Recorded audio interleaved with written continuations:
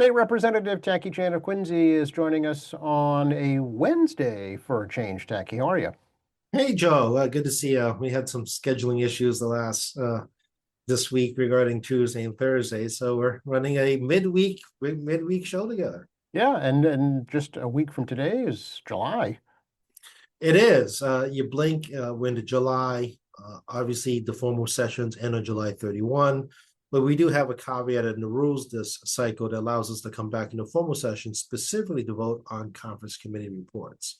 Obviously, a lot of us in the building are hoping that the House and Senate leadership teams on the conference committees are able to complete the work by July 31st, as opposed to an unpredictable return. The rules say that you can vote on a conference report 24 hours after the report is filed.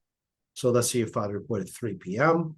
It cannot be voted on to the next day till 3 p.m. If you file it at 7 p.m., it cannot be voted the next day until 7 p.m.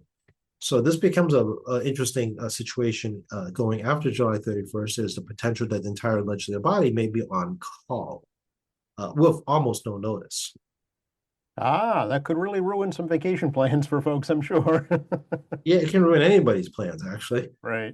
This is one of the things that we did during COVID, but again, no one could go anywhere during COVID. So we're going back a little bit in time. Before my time, those folks that work in the legislature prior to 1995 used to live in one-year session cycles where people actually were in the State House right up to New Year's Eve in some cases in formal sessions. The two-year cycle process with clear demarcations of formal sessions creates more predictability for everyone and keeps leadership from trying to spring things on you, so to speak. Right. Which created a bit of more ease for everybody, and also create a situation where you can't utilize the legislature for the purposes of local campaigns by passing sudden appropriation bills very close to election day for certain members to look like they're doing really good on acquisition of earmarks. So there's a lot of reasons why rules reform in 1994 that took effect in 95, not necessarily just for campaigns, but also prevent some shenanigans that could occur in formal session that could disadvantage an individual in a primary or a final campaign, but also create a lot of predictability in the schedule, where in the past, it was just one-year cycles and no predictability in the schedule. But back then, you accepted that there was the fact that at least you would notify of formals. Now, with the conference committee reports, while it says it can be voted after 24 hours of review, and it's an up and down vote, you can't amend it, you can't change it. Okay. It's a yes or no. People could be recalled inside of 24 hours. So obviously, as you may imagine, if you're in my position, you're probably thinking, let's get this done by July 31st, because if I don't know when we're coming back in, it makes it very difficult to plan your time right into the holidays, because in theory, they could call you back December, December like 24th or 23rd. Right. And I guess the major matter at hand is the budget, right? Yeah, we were on call this week, so to speak, on the potential formal sessions. When they say potential formal, generally means you're on call. And we've been informed as an informal session tomorrow. So the budget is not ready out of conference committee because we're trying to anticipate that, as well as the economic development bill. My staff and I have been trying to work out the calendar projections based on when hearings are. So, for example, in the case of the economic development bill, there's a hearing scheduled by the Joint Committee on Bonding on July 2nd. Which means they could release the bill sometime early next week and send to Ways and Means. Ways and Means will do what Ways and Means wants with the bill, and we could find ourselves in debate the following week. Theoretically, we probably go to debate this time next week, but given the July 4th holiday, perhaps not. So, we're now projecting out internally in my own staff, perhaps the second week. The third, technically the first full week of July. Right. Yep. Yeah. 4th of July is on a Saturday this year, so it's kind of messing things up. Yeah. Yeah, and observance is on Friday. Right. So we're trying to, again, one of the things that people at home don't realize is not like you get a calendar here and then, you tell you what you're doing. A big part of this business is trying to figure out what the calendar potential may look like based on your knowledge of legislative process and the rules. Yeah. The Senate and House versions of the budget were very similar this year, though. So what's the holdup? I'm not sure what it is. The Mm. Senate tends to put more public policy in the back of a Senate appropriation. The House has done very little public policy in the backside, and they generally gums up everything Mm. because the Senate's trying to push their initiative. When I worked in the Senate as a staffer, we always remind folks that even though joint committees weigh against the senators on the committee vote, there's always the state budget to be the equalizer to try to push Senate public policy, Senate bills. So whether they negotiate to remove it from the budget conference committee and instead the House would take up the bill on the floor later on, or they try to address it right in there in the conference committee regarding these policy matters. So it's a type of leverage. Okay, I see. Yeah, I know the Senate's still working on their version of the energy bill. Is that right? They're running really late. Yeah. I'm actually very surprised, given the fact the energy bill was completed in the House in February, and the Right. Senate has had ample time to review the House proposal, as well as working on their proposal last year. It's going to be very curious where they want to go with this, because they also have to consider the governor's initiatives. For example, the governor wants to utilize certain funds to provide temporary rate relief on gas prices for consumers. And the governor is looking to try to rein in some of the other programs and greater accountability. And there's also a question of public policy, because as the Trump administration moving target energy policy right now, the Senate's probably trying to figure out where they want to be regarding things like renewable power in particular. Mm. So I'm not sure where the Senate is coming on this one right now. They've had a very long time period to make a decision, because it's not just when the House passed our bill. They had been looking at this issue back in 2025 as part of the committee process. So I honestly can't speak to what's happening, because I'm actually very surprised. I thought they would debate this in March. Right. Yeah, exactly. Speaking of renewable energy, I think the governor today is at an event marking the completion of Vineyard Wind. Yeah, as you may remember, the Trump administration kept messing around with not just wind and solar subsidies, but also the lease agreements, because deep water is federal water. And federal water, we need a lease agreement for the federal government to put up these windmills. So as you can imagine, it's a bit of a complicated process in permitting with the federal government, as well as these long-term lease agreements that make sense financially for the wind farms, because you can't make enough money to pay the rent, then you got a problem, right? Right. So I mean, it's good to see the first sets up. Obviously, we're going to need like 100+ windmills eventually over the course of a decade. Right. It's just phase one, we should say. Right. Yeah. It's just, yeah. And the interconnector down at Brayton Point and other locations where gas-fired oil generating power plants are no longer in use, those are transmission connections for the wind, which means ginormous cables coming out of the water onto land to get to these connection points to get to the power grid. And it should create a lot of stability in the Cape and the South Coast over a long period of time. So the more you put up, the more stability it creates. Be mindful though, wind is not a consistent resource. It can be anywhere up to 60% reliability, but it's still important because it reduces our need in fossil fuels. And I consider it kind of a part of a mixture of energy that you're using when you turn on your lights. Right. No, exactly. Yeah, it's just a piece of the puzzle, right? It's not a end all be all, but it's part of it. That's correct. Yeah. Hey, I read this morning that the rent control initiative will not be on this year's ballot. Yeah, it hinged on a very interesting question regarding religious exemption. So the rent control issue actually did not include property owned by religious organizations on rent control, and it runs kind of afoul because it doesn't treat everybody the same, and you're prohibited by law.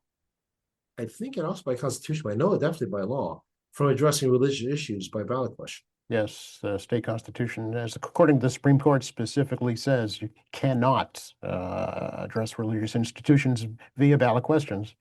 Yeah, so these guys get paid a lot of money to do this, people.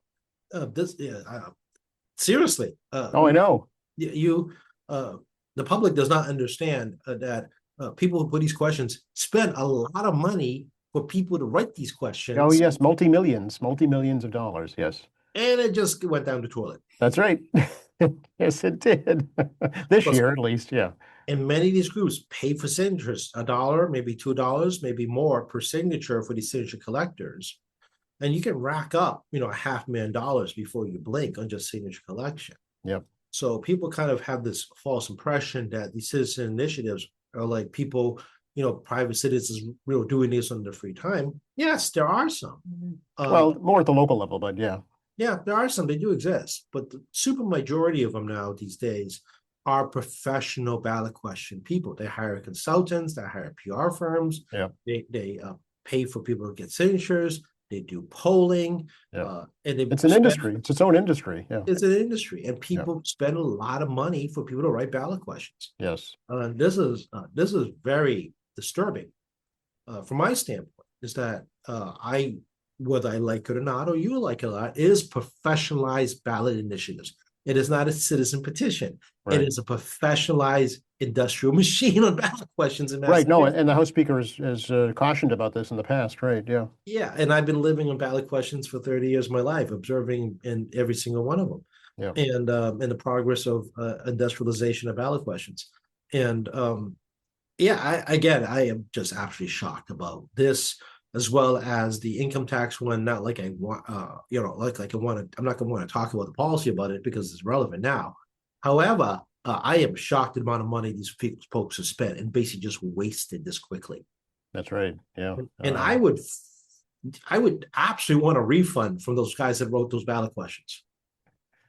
I'm sure there's fine print that precludes that from happening.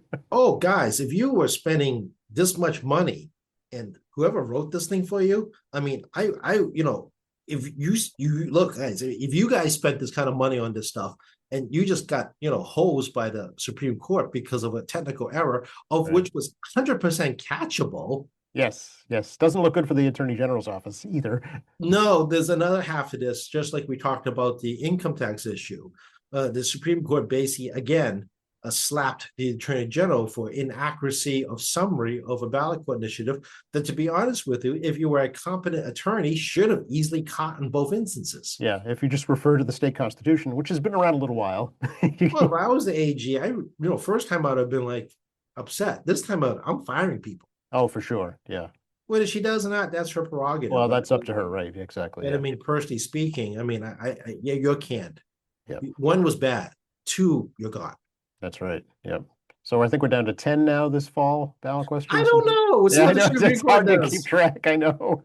Clearly, all the money in the world doesn't help you put up a good ballot question forward. Well, the one that would get rid of recreational marijuana passed. That will be on the ballot.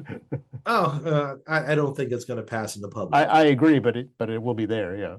Yeah, and I believe the rescinding gun licensing laws has made it to the ballot as well. I think you're right about that. Yeah. I'm doubtful the public's going to go for that one as well. Right. Right. But you never know. Like I said, I predicted ballot questions incorrectly in the past, including things like expansion of the bottle bill, which I was 100% wrong on my projections of that one. So right. Don't rely on me 100% regarding ballot question outcomes. Yeah. Well, like you say, you don't know. It's up in the air. Yeah.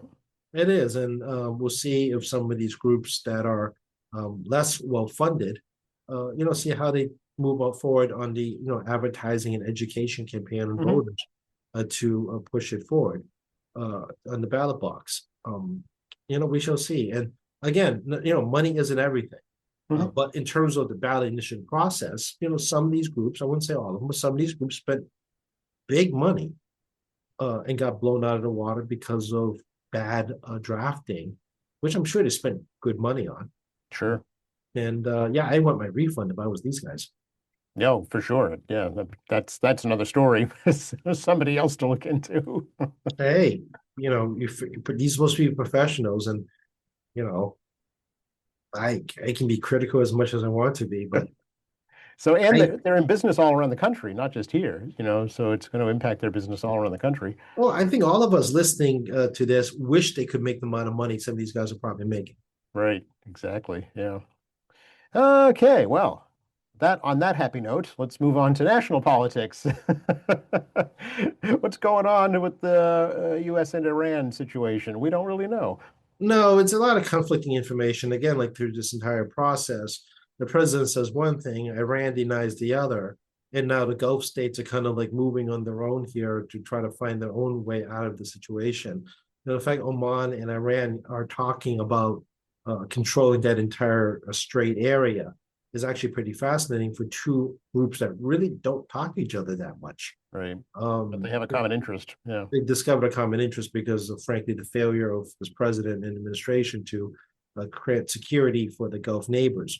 It is shocking that you have a dozen or so service men and women die and injured, and thousands of people either injured or killed over the potential on Iran getting unfreeze funds to the tune of perhaps $24 billion. The federal government's frozen and allowing nuclear inspectors back in Mhm. and promise not to create a nuclear weapon, which sounds creepily like the Obama deal. Almost identical, actually. Yeah. Yeah, except more money. Except more money. That's right. So I'm sure the president was spin as the greatest deal ever seen in the history of the world. Uh, but I mean, you have to look at this through a historical lens compared to past engagements of Iran. And I'm actually extremely troubled, and not and both sides of the aisle in DC are very troubled that you're going to be moving into a situation where you got a deal that is by numbers perhaps equivalent or even worse than the Obama deal, which he criticized. Um, and it also revealed a few things in this war, which is actually pretty troubling if you're into national security. The first is that the Strait of Hormuz was closed for the first time ever by Iran. In the past, Iran was really itself not clear if it would have the capacity to close it. And it's proven now it can't. After being bombarded and absolutely decimated by U.S. bombing, Hmm. they had sufficient capacity to cause fear and terror of people trying to get through the Strait of Hormuz. Yep. This is Yep. something they've never done before. This is their first try at this, and they were very successful. So that's disturbing. There was some miscalculation about their military strength, particularly with the drone situation, I think.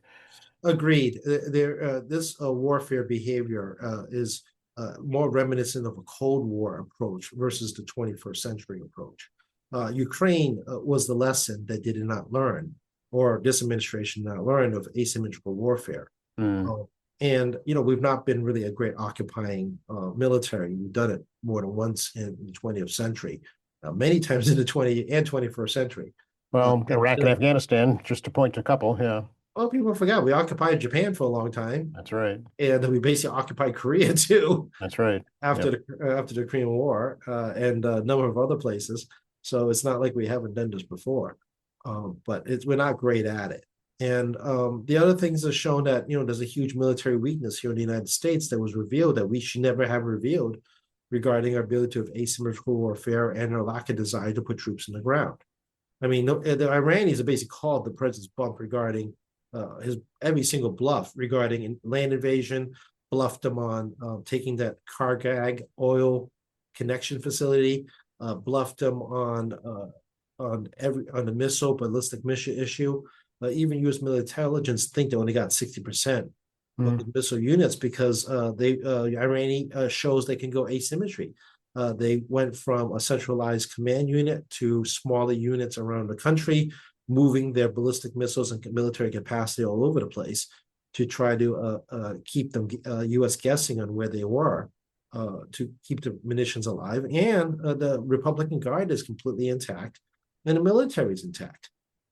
So the ground forces in Iran has not been touched Right. for intended purposes. I mean, the U.S. Air Force dwarfs pretty much almost everybody. The closest comparable Air Force is the Chinese at this point Hmm. because of Hmm. air power, and we still just crush it on the water on naval ability.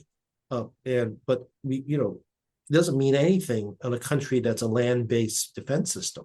They're Right. designed against invasion because the last time they project power was truly against Iraq, and that was like a disaster for both countries Right. during the 80s. Completely disastrous war. If you look at the map, I mean, you can see the problem of the Iraqi-Iran war. It was a total disaster for both countries. So, and then they also burned through munition stockpiles like mad. And a Patriot defense missile can take up to 18 months to construct. Mm. Maybe less time if they put the gun on, so to speak, and just really just crank it up, at Raytheon. So they're blowing through something, what, $35+ billion in munitions alone, I think. Yeah. It's Well, there's stupid. the request on Capitol Hill for 80 billion just for the war right now. Yeah, so okay, it's not 35, it's 80 billion plus. And that doesn't even consider munitions restock. Right. So you got a lot of going on. Plus, you burn a lot of fuel moving these ships around, the planes around. Yeah. Yeah. And then you redeploy from places that you were actually policing, like shipping lanes that are valuable to the United States and piracy. Yeah. And the issue between Israel and Hezbollah didn't get touched at all. No, it's actually interesting. Depends. You look at the analysts. It's really about whose side you want to talk about in the Israel Hezbollah situation because Israel is creating a buffer zone in Lebanon. It's so obvious. I mean, it's not like you can argue it. They're basically taking southern Lebanon to create a greater buffer zone for security purposes to keep Hezbollah away from Israel.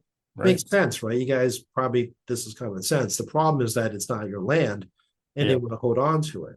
So, the Israelis are acting as like they already own it. So any incursion by Hezbollah into the buffer zone land, which they're controlling, that is Lebanon, is treated as an incursion of Israel. And that's how Netanyahu is describing this, it belongs to us now. You try to take it back, it's war. Right. And the Iranians obviously do not see this way, neither does Hezbollah. The Lebanese civilian government is trapped in the middle because they're super duper weak against Hezbollah. Yes. And Israeli decimation of Hezbollah forces still hasn't created an opening for the civilian government in Lebanon to try to take over the country again. Right. It would actually be more conductive for all powers to create a situation where the civilian government in Lebanon can actually seize control of its own military assets and then proceed to crush the Hezbollah by coming in from the other way. But that's not how people think. And there's still great incursions into Gaza that's kind of being ignored. The Israelis have, fighting three really. They're doing a Gazan encroachment again, encroaching on Lebanon, and they're doing asymmetrical attacks against Iran, whether it be using security cameras to find targets or bombing strikes themselves. Meanwhile, Ukraine, summer's coming around, and Putin's really got one last big push to try to punch a hole through the Donbass, and the Israelis are doing attrition. I'm sorry, not Israelis, Ukrainians doing attrition out there, where they're just making it very painful for the Russians to get out, and they're droning Moscow and fuel refinery plants to try to slow down the Russian war machine and create terror in Moscow to let the population know that there is a war going on, and they can reach Moscow if they want to. Yeah, and we can get to you. Right. And the war, they need to do that. Ukrainians, it's distasteful to do terror against civilians, but given exactly how many civilians have been murdered by the Russians at this point, I'm very doubtful that the Ukrainian government has a ton of sympathy. But they don't actually have to kill any. They just have to hit civilian targets. Right. That shows they're reachable. The terror does not involve killing people sometimes. You just have to do sufficient destruction in an area that you can say that we can get to you. You don't have That's right. And I saw on Sky News the incompetency of Russians too. They're trying to shoot down a drone, and they hit one of the old buildings in the oil refinery. Oops. Yeah, because they're like, the military analysts like, yeah, this wasn't Ukrainian. See the contrail? That contrail came from the ground. That's a defense missile that went the wrong way. That's an oops. That's an oops. Yeah. So I mean, again, it's never good when your own missile defense system blows up your own buildings. Right. So there's a lot of things going on in military conflict, in the Middle East, in Europe. Obviously, there's still lots of stuff going on in Central Africa. You have stuff still happening in Southeast Asia, especially in Myanmar. That conflict is still going on. And then you have like all these elections in Latin America that has adopted American type style politics regarding, Trump type candidates. And you said Venezuela is still outstanding because this regime, just like Iran, has really not changed. The new president, which I think everyone's now convinced was in on of the U.S. to remove Maduro. Interesting. Yeah, I think everyone's now convinced of this because she's purged all the Maduro people. 100% purged. Okay. Cleared out the top end of the military to put her people in. and now has rescinded a lot of the things the U.S. agreed on, including releasing political prisoners. She had a large swath come out early on, and now the U.S. is distracted somewhere else and has stopped doing things like opening another election, has decided to stop releasing political prisoners, has started strangling the population again regarding essential goods and services to suppress the population against potential protests and rebellion. Yeah. So you basically traded one dictator for another dictator, which is, the administration's inability to understand that you need to stay on top of people if you want to get what you want. But that means a military incursion that you have U.S. troops staring at them all the time, and this administration is not doing that. Right, right. So there's a lot of settled areas around the world right now, that's for sure. Well, he's got Cuba staying out there, That's right. which he hasn't even really kind of figured out what he's going to do there yet. And remind folks, does it affect you? Sure, it does. It affects your servicemen and women that your friends and neighbors that would be put in danger. For what purposes? I still not clear. It's your tax dollars at work. Federal government, where they're looking to slash things like Meals on Wheels and food subsidies like SNAP, reduce unemployment benefits by cutting employees. We've talked about in the past. They reduced our employee budget on unemployment benefits by closing in on $20 million thus far. Yeah. Looking to take you off of Medicaid programs because of the massive amount of reapplications of which the federal government pays for those employees, or which they cut the employee staff again, and we're trying to make up as much as we can at our level. Right. And meanwhile, And Social Security's on the brink now too. Yeah, 70%. I think it's 70% fully funded. Something like that. Yeah, and I read an article today about one of the defeated senators, Trump defeated senators, that he's try to set a portion of it into basically borrowed money for private investment. Social Security, if you weren't aware, is completely paid by U.S. Treasuries. Yep. It is 100% funded by interest rates on U.S. Treasuries. Unlike the state pension fund and other private pension funds, public pension funds, actually private ones too, which are invested in the stock market in a balanced portfolio, we're trying to create minimal risk as possible, which we know the market is never zero risk. You can grow a pension fund that way, plus tax dollars, or in a private sector, increase contributions. Like, for example, a union try to close pension liabilities. It's what we do. But the Social Security Fund actually takes zero risk. It is the single biggest owner of U.S. debt, period, is the Social Security Fund. The U.S. government itself holds the most debt because other government agencies actually buy government debt to actually make money on the interest. Well, it was created that way on purpose, right? Because it was founded during the Depression. There was no stock market to invest in.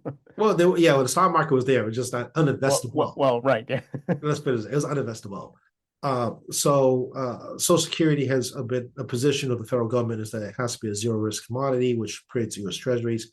And again, other government agencies also buy U.S. Treasuries. They do this in Japan as well. The Bank of Japan is one of the biggest holders of Japanese debt. It's not unusual for governments to have government agencies hold their own debt, as well as their own central banks, depending on the economic situation they're in. So don't think this is like weird. It isn't. No. What's like other countries, there's a lot of fear on potential loss in pension funds in terms of investment in private equities, stock market. They're fearful that if there's a bad crash, it would put at risk your pension money. But if you do a good job, like we do here in Massachusetts, your pensioners should be kept fine if you have the right people managing it. And I think all of us are probably thinking the same thing. Do we actually trust the federal government to actually manage your pension funds? It's namely Social Security in this case. It turns out that the federal program on a railroad pension is partially invested. Oh, interesting. I didn't know that. It's not 100% a stock market, but it is partially invested. Huh. There is a railroad pension fund that is separate from Social Security. Oh, interesting. Okay. Is that because they were taken over by private firms? It was during the 70s to address the liability. Oh, okay. And it worked. So, one of the accountability mechanisms we have in Massachusetts, if you're a state pensioner, obviously a taxpayer, even because while you pay my salary, some of the liability created by past legislatures is paid by tax dollars, because you should never use the pension fund as a piggy bank loan to make up state budgets. Period. Full Period. stop. Yeah, that was done before, and Oh, Congress did that with Social Security as well. yeah. You Oh, know, I know. It was widely talked about that it was borrowed from. Yes. yeah, and so did states. All Yeah. states did the same thing as the federal government, and Yeah. that's what really creates the biggest part of the liability. So taxpayers basically borrowed money against pensioner dollars, which, by the Hmm. way, we don't have a match, in case you're wondering. Hmm. There is no matches. It's 100% employee paid for. Sure. And you Yep. basically borrowed my money for my salary, but you borrowed my money in the end, taxpayers, to pay off things in the budget because they want to raise taxes. Right. That's not the entire liability, but is a massive part of the liability that all states have in their pension funds and also in Social Security. So, as I tell folks, if you want, forget about your, like or dislike the government. What fair is fair. And so, Hmm. Hmm. if it was you on the other side, you would like to be treated fairly. Yeah, So, certainly. Yeah. so we'll see how that plays out. Other countries have done things like increase contributions by their citizens. They've changed the retirement age of when you can take the pension. Yep. Yep. Those are very politically unpopular, very politically unpopular. Yep. Yep. Raising But the income cap is another possibility. Yeah. that's correct. Yeah. So, we'll see how much intestinal fortitude does the federal government have, because if it continues at its current pace, about 2032, the liability is going to reach a point where it's going to be very difficult to meet payout. Yes, I'm very aware of that, being that's about the time I hope to retire. So I have to make plans now to make sure I'm able to continue going if that's not there. Well, we're in the same boat. I know we're a bit different in age, but I'm already in that process of trying to figure out with inflation. I don't pay Social Security, so that's lost to me. Whatever Social Security I paid in my 20s and my teens when I had jobs basically now belongs to you, because I'll never see that money. Right, right. And because I'm running on a pension system, and as I discussed many times before, have a financial advisor regarding private, personal money put into Roths and other things to address, when I turn age 62, 63. And I believe on IRAs and 401ks and 457s and 403bs have to be 70. The current one, I think 73 is mandatory withdrawal. Pretty sure that's right. Yep. So Roth IRA does not have a mandatory withdrawal. No, that's taxes already paid on that, so you can do whatever you want with that. Yeah.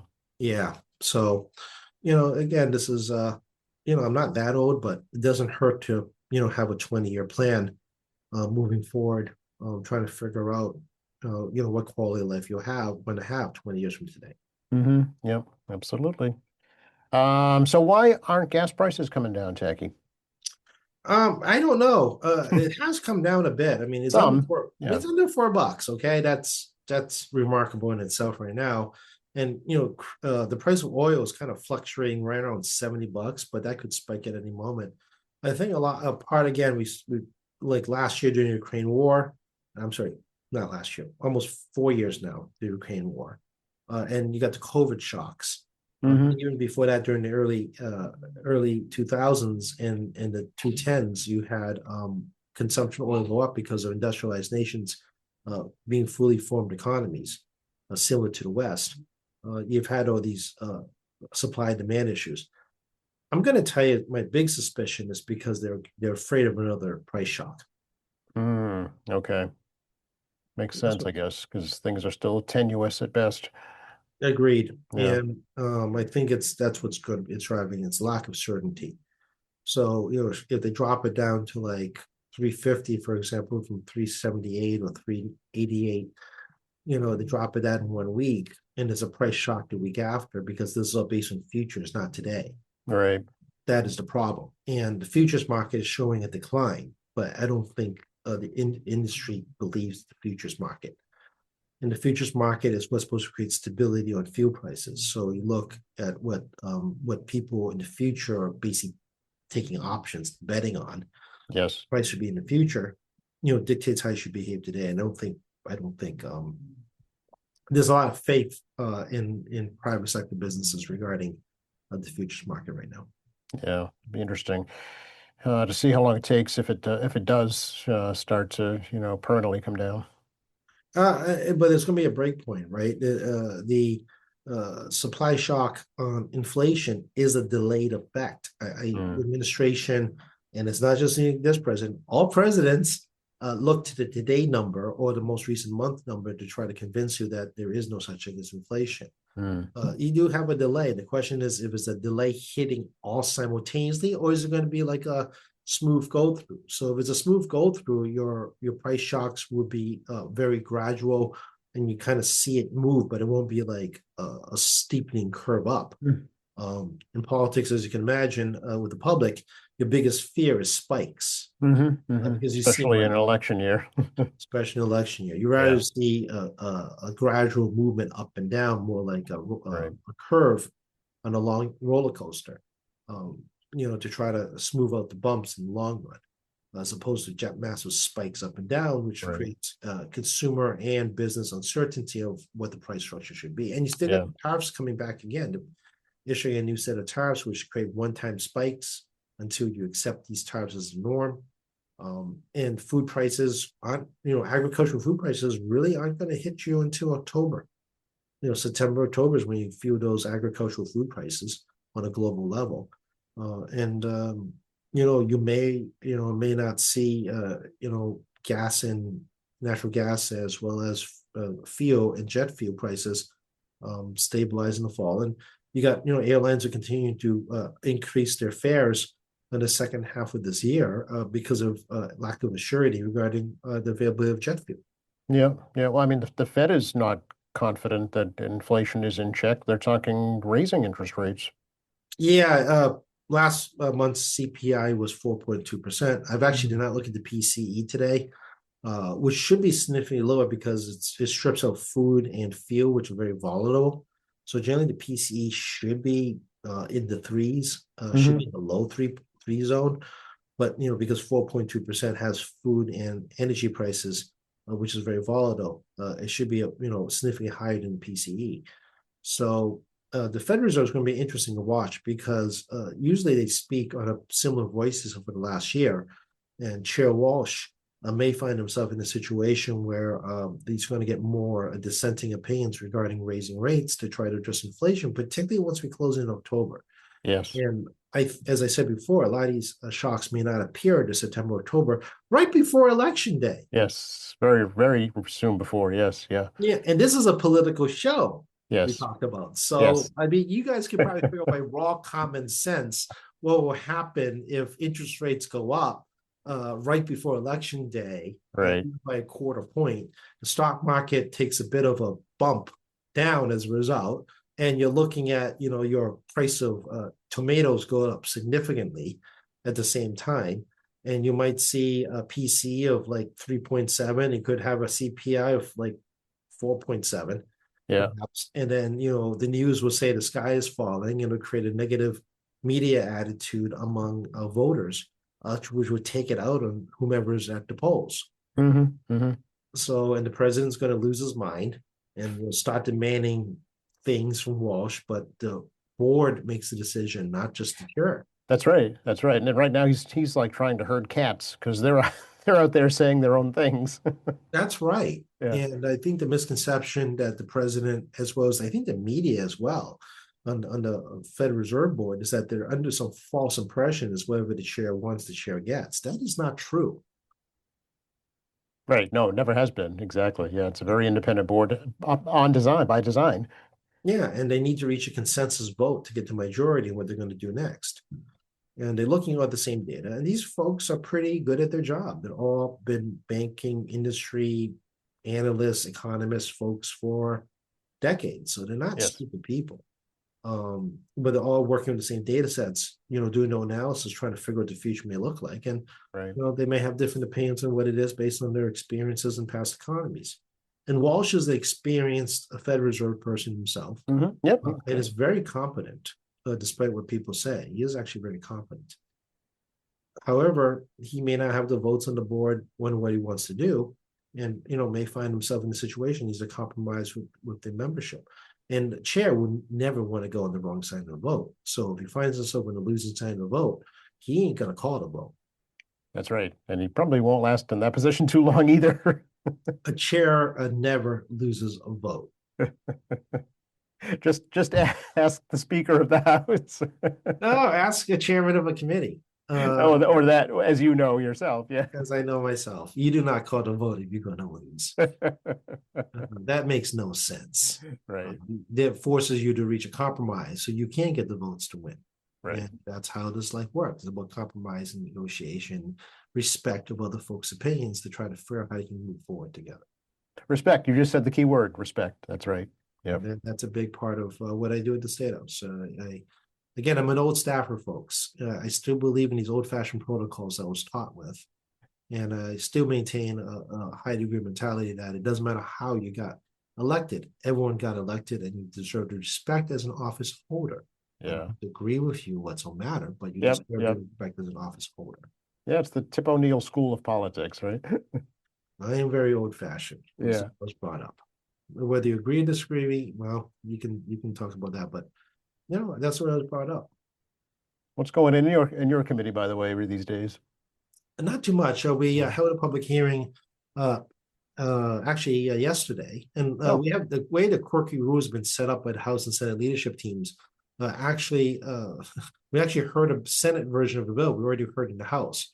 In the previous rule system, if your bill has been heard once, you don't have to hear the same issue twice. Yeah. So, for example, reality, we had a bill on a virtual veterinarian, virtual veterinarians. That's what it sounds like. Yep. We sent a bill to study order in the House because we think we weren't ready to do something like this, but a Senate bill appeared well after the House took action on it. But because of the way the rules are set up, it still need to be heard. So we heard the same testimony twice. Oh, I see. Which I found fascinating because I had to remind the membership and the public we've already been here before. Right. In my statements on the committee. And then we have some stuff regarding, bill on informing consumers about shelf life of internet-based support. Okay. Software updates. Interesting. So, for example, smart fridges have software updates.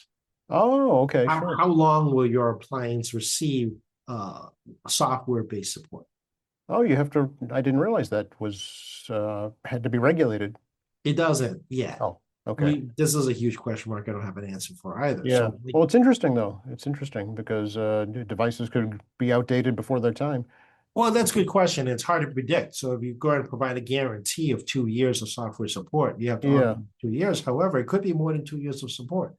And it's largely based on usage. If once companies see a hardware out of circulation, reach a certain percentage that doesn't exist in terms of actual usage, there's no need for software support. No, because it's costing them money, right? Yeah. I'll give you the simplest example of this. Okay. Nintendo Wii systems, Nintendo Switch 1 and Nintendo Switch 2. When the Wii came out, it was simply the most popular system bought. Look up the statistics, it's easily. And for a very long time, they had a lot of software support. Then the Switch 1 came out, and eventually over the course of 2 years, Nintendo figured out that people really had migrated from the Wii onto Switch 1 and proceeded to discontinue supporting the system and the cloud system for the Wii system. It works, but it doesn't have any internet support anymore. Yep, I understand. Yep. The Switch 2 was speculated forever and finally came out last summer. And that was over 7 years. So Nintendo itself weren't sure on development how long it would take. And given the fact hardware technology keeps evolving every single year, what would the Switch 2 look like? So if I was saying in the Switch 1, I would provide you 3 years support on internet software, but you don't see a Switch 2 for 7 years. There's a bit of a problem. What do you do for those 4 years? Yeah, right. That's correct. And And at some point, Switch 1 will lose support, probably someplace in the next 3 years. Yeah. Once it's clear to Nintendo, they've hit a critical mass of Switch 2 users. Yeah. Where Switch 1 will be phased out as a device for internet-based support. Yeah. Oh, very interesting. Things are things I never would have thought of, Jackie, but you have to because Things I have to learn about. this are things you have to learn about. Well, it must make your job very interesting because it's a kind of never stop learning, right? Yeah, this is one of the fun committees to have if Yeah. you really put the work into it. It's because they get such a diverse set of issues. Right. And as we talked about in the past, I do have oversight of alcohol quota licensing in cities and towns. And we just did a poll yesterday out to membership, moving forward again on some bills to allow cities and towns to get more licenses on alcohol. Mm. And some towns or cities who were unable to issue all the licenses pursuant to deadlines that we created in these bills. We created deadlines and issuance because I discovered certain communities did not issue any licenses, which defeats the point of getting a bill done. That's right. It's also very disrespectful to your legislative delegation and the legislature if you ask for something you never use, by the way. Yes. It's a waste of my time and your legislative delegation time to actually get something you never utilize, which is why I put deadlines on usage. Yeah. COVID created a circumstance none of us predicted, which still today, cities and towns are looking for extensions of usage on expiration dates that were created during the COVID period. Oh, okay. Yeah, because it was successful. Yeah.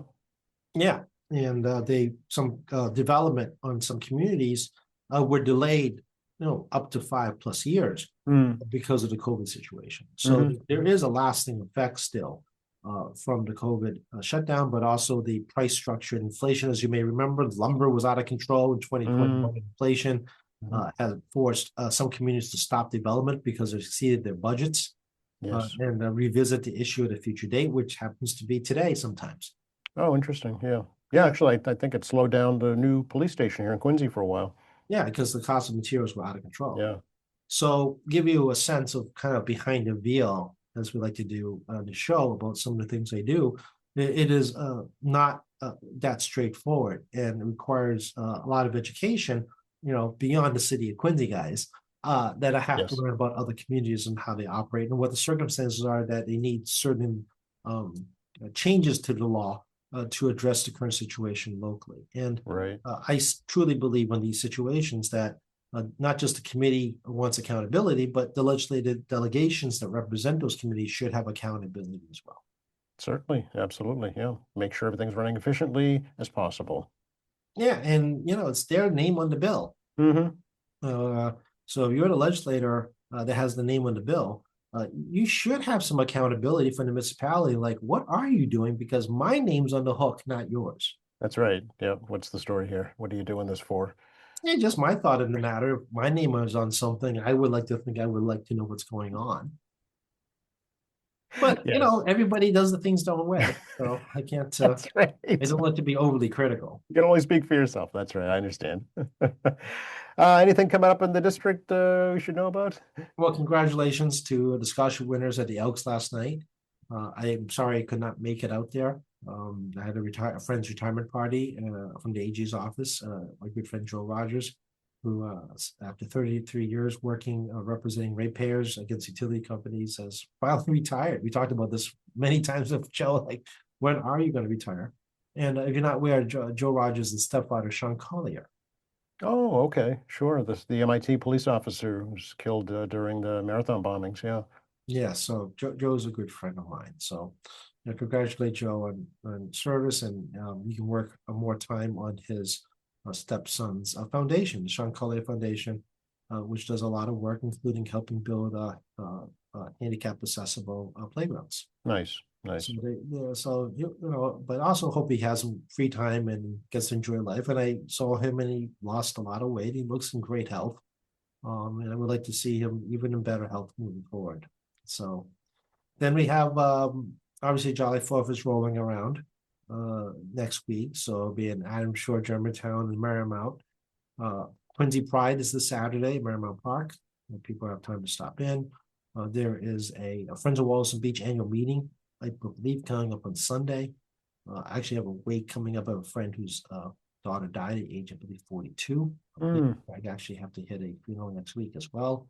No, very old friend, actually, known him 27 years. Oh, I'm sorry. Yeah. Yeah, it's tough.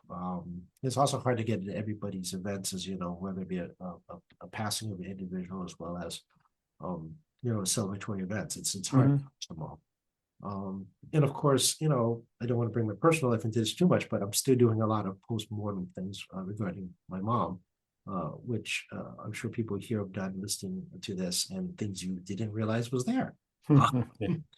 So I have a personal deadline of getting certain things done, um, because I just don't want certain things to linger. Sure. Yeah, absolutely. It's a process you have to go through for sure. Yeah, absolutely. So Ah, reach yeah, out to you, of course, Jackie.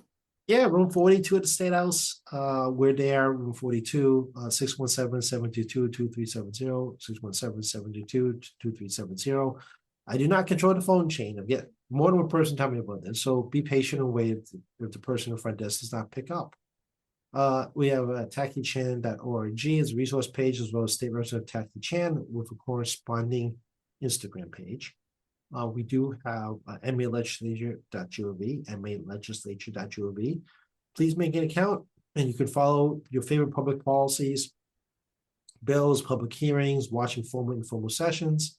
You can do this on your own. If you need help on finding something, we're always very helpful to you on that. We obviously have Joe here with me at QATV@QATV.org. If you want to send an email in, Joe will be happy to see it and see what other topics you'd like to talk about. Again, it doesn't have to be about politics, government, or public policy. You want to talk about something like how I make lamb. I mean, I don't care. You want to talk about something different that isn't this. We're very happy That's to. okay too. Yeah, It's exactly. actually okay. Yeah. Very happy to do Still that. waiting for the first one. I know somebody's got to send Joe an email with a special request conversation. Again, it doesn't have to be about politics. We're happy to talk about other things that you may be interested in. Sure. And We then, might not know anything about it, but we'll talk about it. well, I think you would know before I would know because you see the email first. That's true. I could do a little research. You can do your homework before I just get surprised when you show up.